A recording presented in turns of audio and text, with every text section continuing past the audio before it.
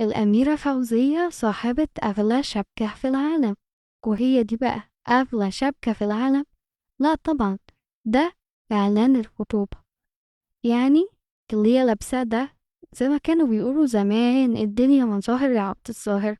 الملكة نازلة قالت بنتي مش ممكن تظهر بأي حاجة، لازم تظهر بمجموعة خاصة قيمة، علشان ما يقولوش بنت الملكة نازلة لابسة أي حاجة. يعني دي حاجات الملكة نازلة اديتها الكوليه واديتها الحلقة واديتها الإسورة تتصور بيهم في جلسة التصوير. الصور هتنزل في مصر والعالم كله، ودي بنت الملك فؤاد وهتبقى إمبراطورة إيران، مش لازم تظهر بأي حاجة.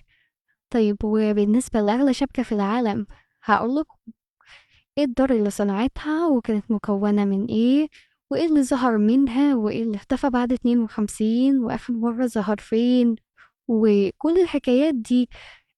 بس مش دلوقتي، احنا هنكتفي بده دلوقتي. سلام.